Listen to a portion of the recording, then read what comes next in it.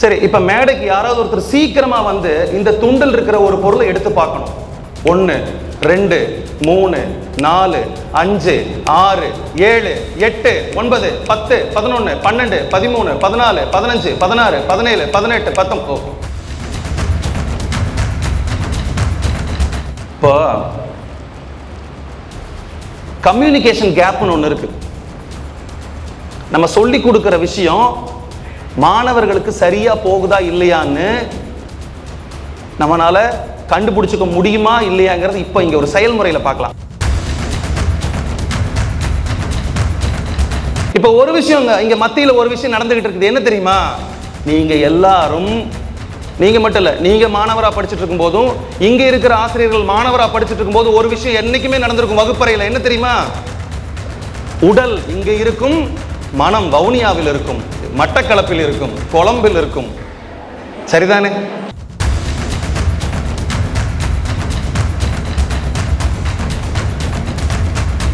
முன்னாடி வந்துட்டு போயிட்டு இருக்கு.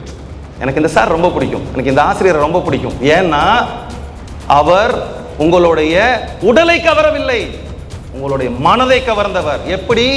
தன்னுடைய பயிற்சியினால். அவருடைய அங்க அசைவுகள் அசையும் போதும், அவரோட வார்த்தைகள்ல மேடு பள்ளத்தை நோக்கி பாயும் பொழுதும், உத்வேகம் கொடுக்கும் பொழுதும், உங்களால முடியும்னு சொல்லும் பொழுதும், அந்த ஆசிரியரோட வார்த்தைகள் நம்ம காதுல பாஞ்சு நம்ம இதயத்துல போய் நின்றும்.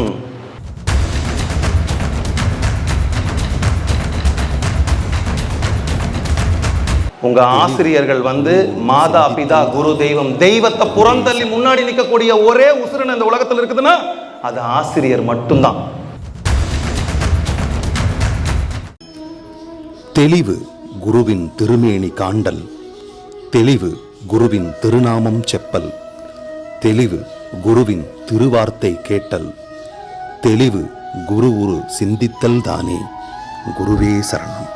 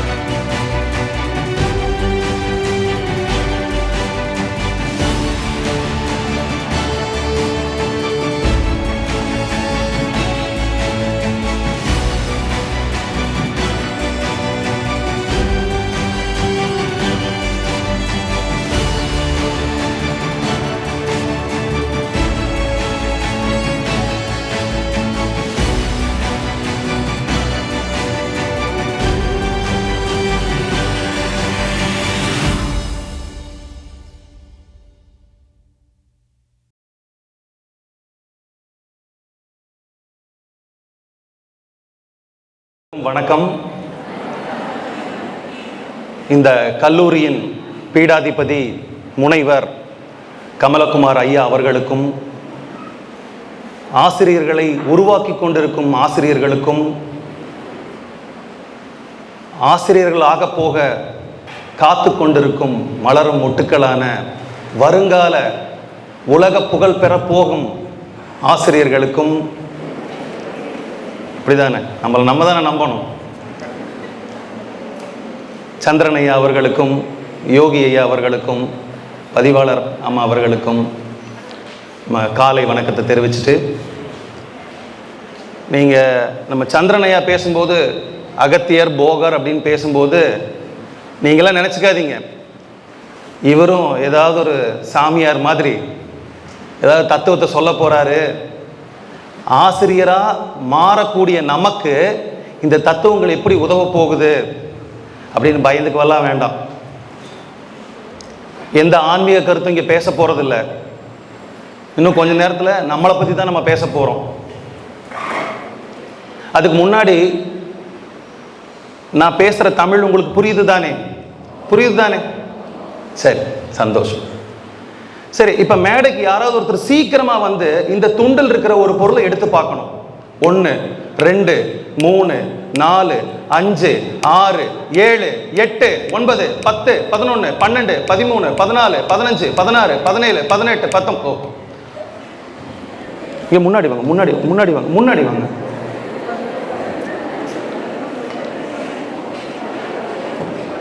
பொறுமையா. அதை வெளியே எடுங்க. என்ன இருக்கு அதுல? எவ்வளவு? பாருங்க, வாழ்க்கையில சந்தர்ப்பங்கள் இப்படித்தான் வரும். அந்த பொண்ணுக்கு 1000 ரூபாய் கிடைச்சிருச்சு.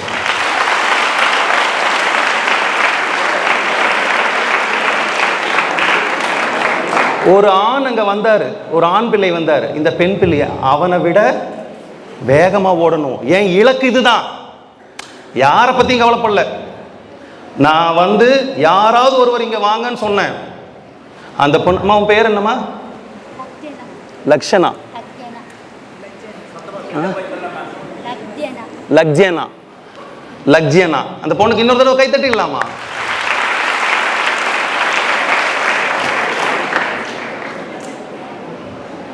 எதுக்கு இதை நான் சொல்றேன்னா, தயாரா இருக்கணும், விழிப்புணர்வோடு இருக்கணும். ஏன் தெரியுமா? உங்ககிட்ட இந்த மாதிரி இருக்கிற குழந்தைங்க தான் நாளைக்கு அவங்க ஆசிரியர் ஆகலாம், பொறியாளர் ஆகலாம், உலகத்தை நிர்ணயம் பண்ணக்கூடிய எவ்வளவோ பெரிய விஷயங்கள் ஆகலாம். சரிதானே? சரி, உங்ககிட்ட ஒரு கேள்வி கேட்க போறேன். நீங்க எப்படி மாணவர்களை உருவாக்கணும் அப்படிங்கிறதுக்காக ஒரு கேள்வி கேட்க போறேன். இந்த கேள்விக்கு பதில் சொன்னாலும் பரிசு இருக்குது. ஒரு அப்பாவுக்கு 3 பசங்க. நான் சொல்றதை கவனமா கேளுங்க. இப்ப பாருங்க, நீங்க அந்த 3 பையன்ல ஒரு பையன் அப்படின்னு உங்களை நினைச்சுக்கணும். ஒரு அப்பாவுக்கு 3 பசங்க. இந்த அப்பாவுக்கு நிறைய சொத்து, காசு, பணம் நிறைய இருக்குது. அவரோட இறுதி காலம் வந்துருச்சு. அந்த அப்பா என்ன சொல்றாரு? என் இறுதி காலம் வந்துருச்சு, என் சொத்து பணம் எல்லாம் நீங்களே எடுத்துக்கோங்க. 3 பேர்த்துக்கு போட்டி. எனக்கு வேணும். நான் ஒரு போட்டி வச்சிருக்கிறேன். அந்த போட்டியில யாரு என் மனதை கவர்ற மாதிரி பண்றீங்களோ அவங்களுக்கு தான் அந்த பரிசு. சரி, சொல்லுங்கப்பா, என்ன பண்ணணும் சொல்லுங்க. என்ன சொத்து அவ்வளவு கிடைக்க போகுது, பணம் அவ்வளவு கிடைக்க போகுது. நோக்கம் என்னன்னு ஆர்வமா காத்துக்கிட்டு இருக்காங்க. அவங்க அப்பா சொல்றாரு, அந்த ரூம்ல, அந்த அறையில மரத்தாலான சீப்பு, தலை வாரக்கூடிய சீப்பை வச்சிருக்கிறேன். இத போய் பக்கத்து மலை மேல இருக்கிற புத்த மடாலயத்துல விற்று தீர்த்துட்டு வரணும். புத்த மடாலயத்துல எல்லாம் எப்படி இருப்பாங்க? அவங்க தலையெல்லாம் எப்படி இருக்கும்? முடி மழிச்சிருக்கும். ஆனா அங்க நிறைய பொதுமக்கள் பார்க்க போவாங்க. உடனே ஒரு பையன் கேட்கிறான், அப்பா, புத்த மடாலயத்துல எப்படிப்பா சீப்பை விற்க முடியும்? இந்த கேள்வி எப்படி தெரியுமா இருக்கு? டீச்சர் ட்ரைனிங் நல்லா படிச்சிருவீங்களா? நான் எப்படி டீச்சர் ட்ரைனிங் படிக்க முடியும், கஷ்டம் தானே. அப்படிலாம் கேட்கக்கூடாது. ஒரு பையன் கேட்குறான், இதை யார் வித்துட்டு வர்றீங்களோ அவங்களுக்கு தான் என்னோட சொத்து அனைத்தும். 3 பசங்களும் போறாங்க. சரி, இப்போ அந்த 3 பசங்க பிள்ளைகள்ல நீங்க ஒருத்தங்க. உங்களுக்கு உண்மையாலுமே புத்திசாலித்தனம் இருந்துச்சுன்னா அதுல 3 பையன்ல ஒரு பையன் அதிகமான சீப்புகளை வித்துட்டு வந்து அப்பா முன்னாடி நின்னான். அவனுக்கு அந்த சொத்துக்களை கொடுத்துட்டார் அப்பா. அவன் என்ன யுக்தியை கையாண்டிருப்பான்? சரி, நான் ஒரு க்ளூ கொடுக்குறேன். முதல் பையன் போய் ஒரு கொஞ்சம் கணிசமான ஒரு 30 சீப்புகளை வித்துட்டு வந்தான். அவங்க அப்பாட்ட வந்து சொல்லிட்டான், அப்பா நான் 30 சீப்பு வித்துட்டேன். 30 சீப்பு தான் வித்தியா? சரி, என்ன சொல்லி வித்த? கீழே நிக்கிற பொதுமக்கள் கிட்ட நான் என்ன சொன்னேன்னா, நீங்க புத்தர் மகானை தரிசிக்க போறீங்க, நீங்க மலை மேல ஏறும்போது உங்க சிகை களைஞ்சிரும், இந்த சீப்பை வச்சு தலையை நல்லா வாரி உங்களை அழகுபடுத்திட்டு போங்கன்னு. 30 பேர் தான் வாங்கினாங்க. அவன் அவுட்டு. அடுத்தது 2வது மகன் வந்தான். நீ எவ்வளோ சீப்பு வித்த? நான் 100 சீப்பு வித்துட்டேன்ப்பா. பரவாயில்லையே, 100 சீப்பு வித்துட்டியா? சரி, நீ என்ன யுக்தியை கையாண்ட? அப்பா, மலை மேலே ஏறும்போது காற்று அடிக்குது, உப்பு காற்றெல்லாம் அடிக்குது, அங்கங்கே சொரியுதுப்பா, இதை வச்சு நல்லா சுகமாக சொரிஞ்சுக்கலான்னு சொன்னேன். மலை ஏறும்போது அங்கங்கே உட்காந்து எல்லாம் சொரிய ஆரம்பிச்சிட்டாங்க. 100 சீப்பு வித்துட்டேன். அந்த 3வது மகன் அறிவை பயன்படுத்தி அந்த சீப்புகளை விற்றான். அந்த 3வது மகன் இங்கே யாராவது இருக்கீங்களா? நான் கொஞ்சம் தேடி பார்க்க போகிறேன். யாராவது இருக்கீங்களா? இருந்தால் தைரியமாக எப்படி சீப்பை விற்றேன்னு நீங்கள் வந்து சொன்னீங்கன்னா உங்களுக்கு பெரிய வெகுமதி காத்திருக்குது. யார் வர்றீங்க?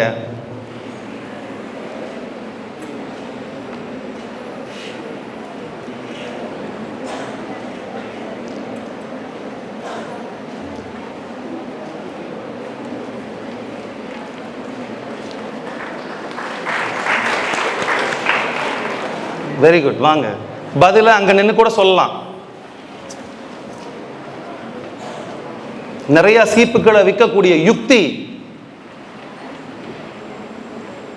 உங்க பெயரை சொல்லி, உங்க வகுப்பு இந்த மாதிரி இருந்தா சொல்லி அறிமுகப்படுத்திட்டு அப்புறம் சொல்லுங்க.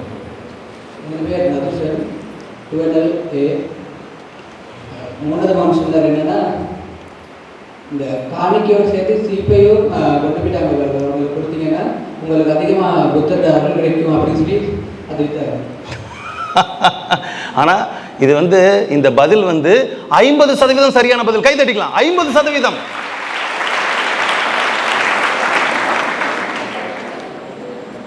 ஆனா அந்த பையனுக்கு ஒரு மூளை இருக்கு பாருங்க. ஒரு வகுப்புல 60 மாணவர்கள் இருக்கிறான்னு வச்சுக்கலாம்.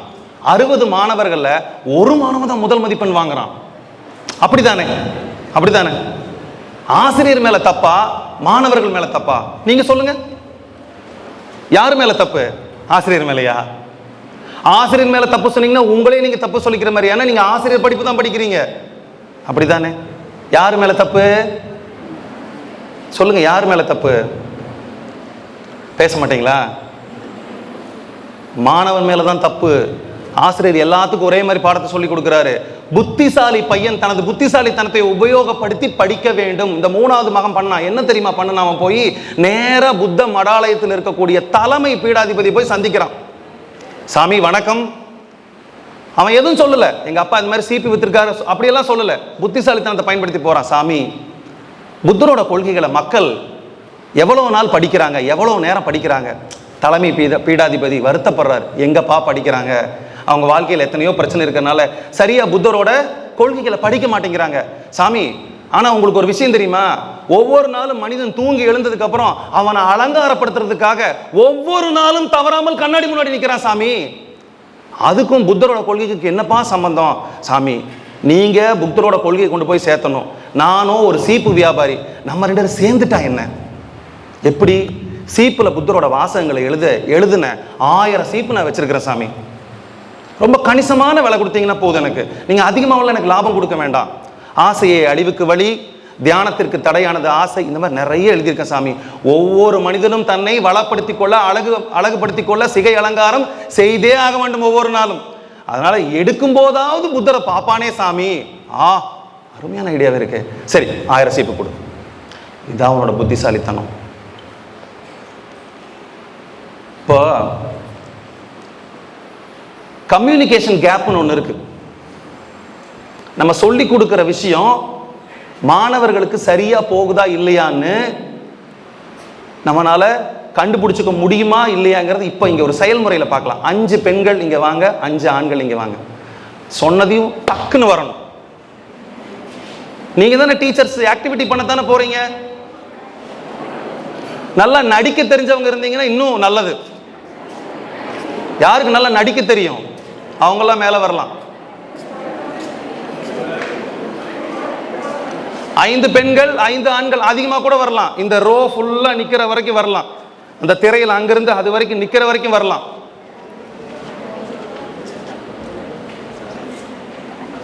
இங்க நில்லுங்க, இங்க நில்லுங்க, இங்க நில்லுங்க. அங்க பார்த்த மாதிரி நில்லுங்க. ஒருத்தருக்கு பின்னாடி ஒருத்தர், ரயில் பெட்டி மாதிரி நில்லுங்க. ஒருத்தருக்கு பின்னாடி ஒருத்தர், ஒரு ஆண் ஒரு பெண், ஒரு ஆண் ஒரு பெண், அப்படி அப்படியே லைனா நில்லுங்க. அங்க பார்த்த மாதிரி.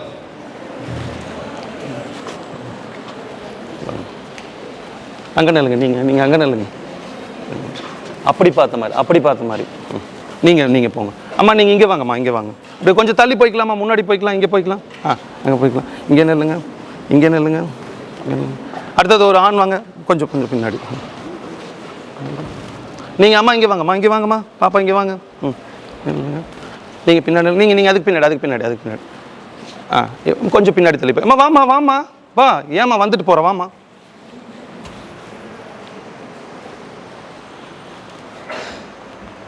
இங்கே நில்லுங்க. நீங்கள் எங்கிட்ட வாங்க, நீங்கள் எங்கிட்ட யாரும் என்னை யாரும் திரும்பி பார்க்கக்கூடாது. நீங்கள் அந்த பொண்ணை கூப்பிட்டு என்னென்னலாம் பண்ணதெல்லாம் முதல்ல என்ன கவனிச்சுங்க. 1 2 3 4 பண்ணுங்க.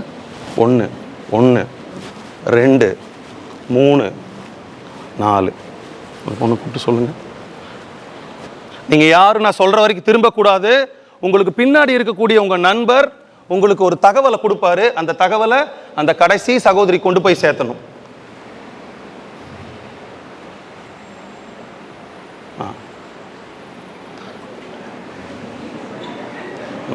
நல்லா சொல்லி கொடுங்க அவங்களுக்கு.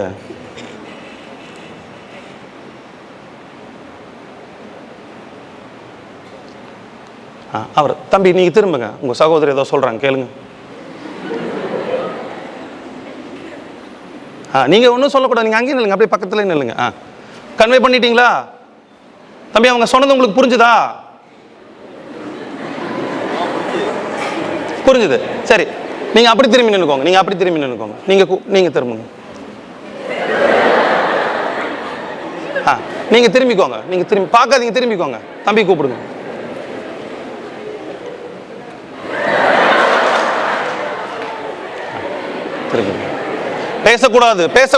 பேசக்கூடாது அங்க.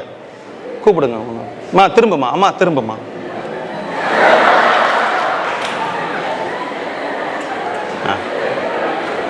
தம்பி திரும்புங்க.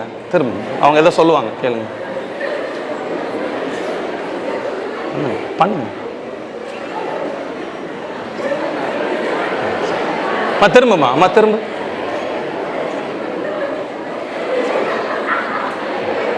தம்பி திரும்புப்பா.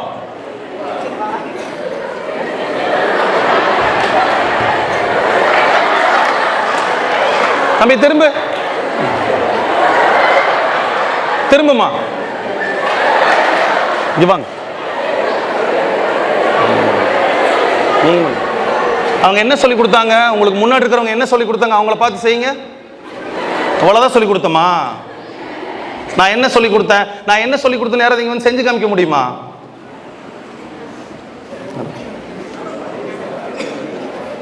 முதல்ல நான் எந்த பெண்ணுக்கு சொல்லி கொடுத்தேன்?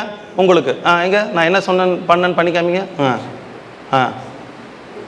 அடேங்க அப்பா. சரி, ரொம்ப நன்றிம்மா. நல்லா போய்க்கலாம்.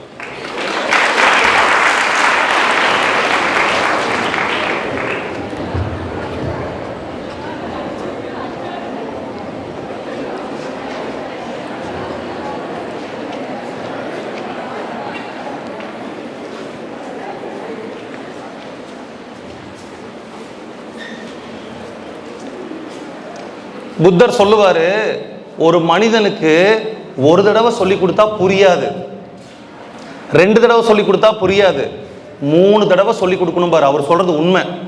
ஆனா இங்க ஒரு 1000 தடவை சொல்லி கொடுக்கணும் போல இருக்கு. நீங்க உங்க மாணவனுக்கு என்ன சொல்லி கொடுக்குறீங்கிறத பாருங்க. அது மாணவர்கள் மத்தியில் எப்படி போகுதுங்கிறத பாருங்க. அவன் எப்படி புரிஞ்சுக்கிறான்னு பாருங்க. உங்க எக்ஸ்பிரஷன் எப்படி இருக்குதுன்னு பாருங்க. நீங்க சொல்லி கொடுக்கும்போது உங்களோட அங்க அவயங்கள், கை கால் எல்லாமே அதை வெளிப்படுத்துற மாதிரி இருக்கணும். இப்படி பேசிட்டு இருக்க கூடாது. அன்பார்ந்த ஆசிரிய பெருமக்களே, மாணவர்களே, இன்று நாம் எடுக்கக்கூடிய பாடமானது இப்படி இருந்தா இவரும் தூங்கியிருப்பாரு, அம்மனும் தூங்கியிருப்பான். இப்ப ஒரு விஷயம் இங்க மத்தியில ஒரு விஷயம் நடந்துகிட்டு இருக்குது. என்ன தெரியுமா? நீங்க எல்லாரும், நீங்க மட்டும் இல்ல, நீங்க மாணவரா படிச்சுட்டு இருக்கும் போதும் இங்க இருக்கிற ஆசிரியர்கள் மாணவரா படிச்சுட்டு இருக்கும் போது ஒரு விஷயம் என்னைக்குமே நடந்திருக்கும் வகுப்பறையில. என்ன தெரியுமா? உடல் இங்க இருக்கும், மனம் வவுனியாவில் இருக்கும், மட்டக்களப்பில் இருக்கும், கொழம்பில் இருக்கும். சரிதானே? ஆசிரியர் பாடம் நடத்தி கொண்டிருக்கார். மாணவர்களே, ஒரு மாணவனை இப்படி சீர்படுத்த வேண்டும் அப்படின்னு சொல்லும்போது நம்ம உடம்பு மட்டும் இங்கே இருக்கும். அவரே வெறிச்சு பார்த்துட்டே இருப்போம். மனம் வவுனியால இருக்கும். திடீர்னு பக்கத்தில் வந்து, தம்பி ஐயா, நான் இவ்வளோ நேரம் என்ன சொன்னேன், இது வவுனியா மட்டக்களப்பு ஐயா. அதற்கு காரணம் என்னன்னா, நீங்க நினைச்சுக்கிட்டு இருக்காதீங்க, நீங்க நாளைக்கு ஆசிரியரா போகும்போது உங்களுடைய 60 மாணவர்களுடைய உடல் மட்டும்தான் அங்க இருக்கும், மனம் எங்கேயோ இருக்கும். அந்த மனத்தை கொண்டு வந்து இந்த உடலோட சேர்த்தக்கூடிய கலையை கத்துக்கிறது தான் ஆசிரியர் கலை. எல்லா ஆசிரியரும் என்ன படிக்க வேண்டும் என்று சொல்லுவார்கள். சில ஆசிரியர்கள் மட்டும்தான் எப்படி படிக்கணும்னு சொல்லி கொடுப்பாங்க. அந்த ஆசிரியரை மாணவனுக்கு ரொம்ப பிடிக்கும். நமக்கு ஃபேவரட்டான ஆசிரியர் என்னைக்கு இருப்பார்? இப்போ நான் சொல்லும்போது ஒருத்தரோட முகம் உங்கள் முன்னாடி வந்துட்டு போயிட்டு இருக்கு. எனக்கு இந்த சார் ரொம்ப பிடிக்கும், எனக்கு இந்த ஆசிரியரை ரொம்ப பிடிக்கும். ஏன்னா அவர் உங்களுடைய உடலை கவரவில்லை, உங்களுடைய மனதை கவர்ந்தவர். எப்படி? தன்னுடைய பயிற்சியினால். அவருடைய அங்க அசைவுகள் அசையும் போதும், அவரோட வார்த்தைகள்ல மேடு பள்ளத்தை நோக்கி பாயும் பொழுதும், உத்வேகம் கொடுக்கும் பொழுதும், உங்களால முடியும்னு சொல்லும் பொழுதும், அந்த ஆசிரியரோட வார்த்தைகள் நம்ம காதுல பாஞ்சு நம்ம இதயத்துல போய் நின்றும். ஒரு வகுப்புல 3 வகையான மாணவர்கள் இருப்பாங்க. புரிஞ்சுக்கோங்க வருங்கால ஆசிரியர்களே, 3 வகையான மாணவர்கள். ஒருத்தன் அட்டனன்ஸ் வருகை பதிவு 100% வச்சிருப்பான். எங்க நாட்டில எல்லாம் அவங்கள ஞானப்பழம்னு சொல்லுவோம். பழம் வந்துட்டான் பாடுறா. எப்போ திருநீர் வச்சிருப்பாங்க, ஒரு 2-3 குங்குமம் வச்சிருப்பாங்க. ஆசிரியர் பார்த்தா வணக்கம் ஐயா, வணக்கங்க. ஆசிரியரோட அறை பக்கத்திலேயே இருப்பான். வணக்கங்க ஐயா, நீங்க சொன்ன வேலையெல்லாம் நான் முடிச்சிட்டேங்க ஐயா. முதல் மதிப்பெண், வருகை பதிவேடு 100%. எந்த வேலையா இருந்தாலும் முன்னாடி சிரத்தை எடுத்து பண்றது. ஆசிரியர் கூட ரொம்ப க்ளோஸ். அந்த ஆசிரியருக்கு தெரியாம அந்த மாணவர் பேர் தான் வரும். லக்ஷ்மணன் வச்சுக்கலாம், ஒரு சும்மா ஒரு எடுத்துக்காட்டுக்கு. வாயை திறந்தா லக்ஷ்மணன் எங்க வரலையா இன்னைக்கு, எல்லாம் பாத்துக்குப்பா. ஒரு ஆசிரியரோட பாதி வேலையை அந்த மாணவன் செய்வான். இது ஆசிரியரோட சோம்பேறித்தனத்தை காமிக்குதுன்னு சொல்ல முடியாது. அந்த மாணவனை வளர்த்துடுவாரு. அங்க ஆசிரியரோட பயிற்சி ஆரம்பிக்குது. நீங்க உங்களோட வகுப்புக்கு நீங்க தலைமை ஏற்று நடத்துனீங்கன்னா அங்கதான் நீங்க ஆசிரியரை ஆரம்பிச்சிட்டீங்க. உங்களோட சக மனிதர்களை கையாளக்கூடிய யுக்தியை நீங்க கண்டுபிடிச்சிட்டீங்கன்னா உங்களுக்கு கீழே இருக்கக்கூடிய மாணவர்களை நீங்க சுலபமா கையாண்டலாம். அப்படிதானே? நம்ம ஃப்ரெண்டே நம்ம பேச்ச கேட்க மாட்டானா நம்ம கீழே இருக்கிற மாணவன் எப்படி கேட்பான்? முதல் வகை, அவங்ககிட்ட எந்த வேலை கொடுத்தாலும் நல்லா செஞ்சு முடிச்சிருவான். பாடத்துல முதல் மதிப்பெண் வாங்குவான், நல்லா படிப்பான், ஆசிரியர்கிட்ட நல்ல பேரு, நல்ல பையன், நல்ல புள்ள, அமைதியா இருப்பாங்க, எந்த கேளிக்கைகளையும் பங்கு பெற மாட்டாங்க, டான்ஸ் காம்படிஷன் போக மாட்டாங்க, ஏதாவது பாட்டு போட்டால் டான்ஸ் ஆட மாட்டாங்க, நல்லா சிரிக்க மாட்டாங்க. இது முதல். அவங்க நல்ல ஒரு பொறுப்புகளையும் பதவிகளையும் போயிடுவாங்க. 2வது கேட்டகரி ஆவரேஜ் ஸ்டூடெண்ட். இவங்க எப்படி தெரியுமா? தேர்வுக்கு முன்னாடி, தப்பா எடுத்துக்காதீங்க நான் இந்த மாதிரி சொல்றேன்னு, தேர்வுக்கு முன்னாடி நம்ம எல்லாம் கழிவறையிலையோ இல்லை அங்கேயோ மாணவர்கள் ஒன்னா பேசிக்கிட்டு இருக்கும்போது, படிச்சியாடா? நான் படிக்கவே இல்லடா அப்படின்பா. ஆனா 60% பாஸ் பண்ணிடுவான்.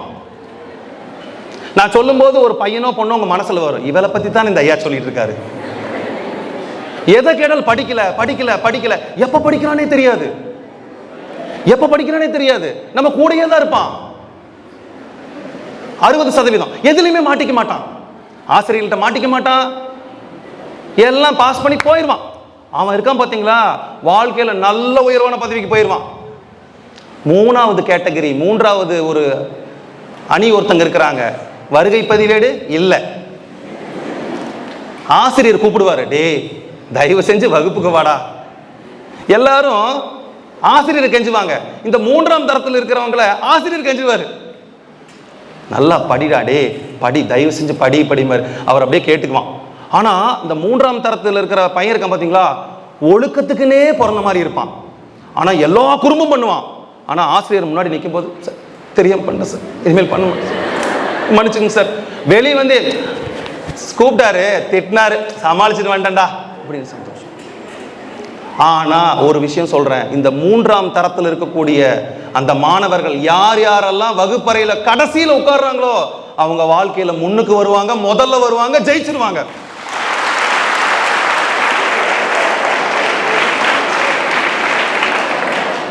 ஏன் தெரியுமா? நான் இந்தியால, சும்மா என் பெருமைக்கு சொல்ல, இது ஒரு குப்பனுக்கும் சுப்பனுக்கும் நிகழும். நான் இந்தியால தமிழ்நாடுங்கிற பெருமை மிகு மாநிலத்துல, கோயம்புத்தூருங்கிற ஒரு மாவட்டத்துல, பொள்ளாச்சிங்கிற ஒரு கிராமத்துல பிறந்து வளர்ந்தவன். நான் இப்ப எங்க உட்கார்ந்துட்டு இருக்கிறேன்? நான் எங்க தெரியுமா படிக்கும்போது உட்காந்துருந்தேன்? கடைசி டெஸ்கில். வாத்தியார் வந்தால் ஒளிஞ்சுக்குவேன். எனக்கு ஆங்கிலம் அவ்வளோக்கா தெரியாது. நான் முதல் முறையே கல்லூரிக்கு போகும்போது Laplace equation is equal to X plus Y plus